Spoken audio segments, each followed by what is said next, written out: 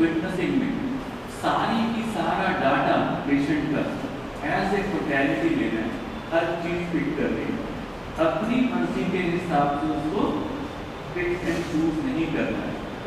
तो इसीलिए जो वर्ड यूज हुआ है केस विटनेसिंग प्रोसेस सर ने यूज किया ना, केस टेकिंग नहीं किया, क्योंकि टेकिंग हम अपने मन के हिसाब से करते हैं, मेरी मर्जी मैं लूं या ना। तो जब हम विटनेस करते हैं किसी चीज को तो हम उस प्रोसेस को एज इट इज विटनेस करते हैं जैसे वो हो रहा है। फिर और उसके बाद का डोंट एनालाइज। कितनी बार हम बैठ के बोलते हैं ना यार ये तो चीज नॉर्मल होती है, तो कौन बता सकता है ये नॉर्मल होती है? स्पाइडर के लिए जो नॉर्मल है वो हनी बी के लिए या बी के लिए वेस्ट के लिए आयास हो जाएगा। सोचो हनी बी को आराम से ऐसे बैठना पड़ जाए स्पाइडर की तरह और वेट करना पड़े शिकार के लिए, पॉसिबल है? नहीं कर पाएगी ना। अब एपिस की डॉक्टर है, अब सोच के देखो अगर डॉक्टर एपिस की स्टेट की है तो उसको हर पेशेंट स्लो लगेगा ना, कितना स्लो लगेगा। पर विंगेरिया का आपको सारे एपिस डायरेक्ट नहीं लग सकते हैं। How it is very important. We don't analyze according to you as a normal standard बनाते हैं, okay?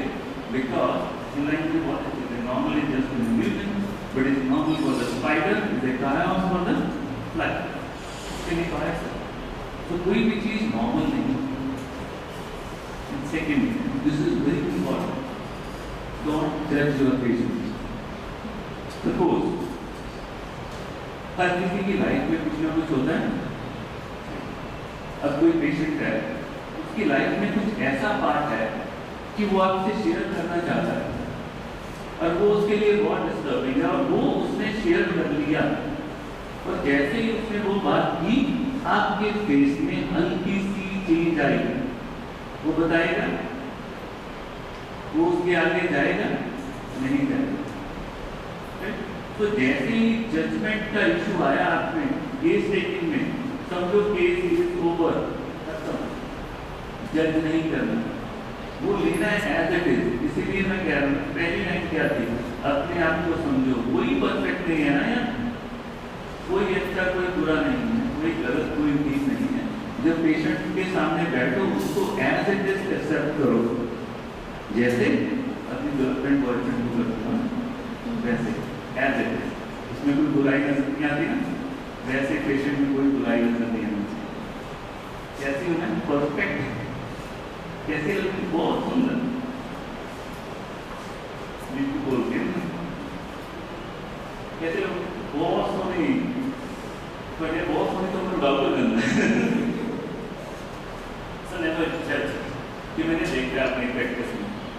और अगर आप जज नहीं करोगे, पेशेंट अपनी लाइफ की ऐसी ऐसी बातें आपको बता जाएगा, ऐसी ऐसी बातें बता जाएगा जो उसने कभी किसी से शेयर नहीं की, और वो आपको तो हेल्प करेगी इन सिलेक्टिंग ए रेमेडी, पर वो पेशेंट को इतना रिलीव कर जाएगी। क्यों?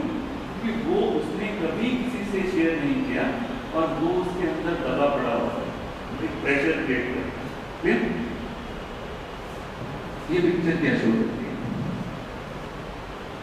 और ये ड्रग्स है, हमें ऐसा ही होना पड़ेगा दिल से।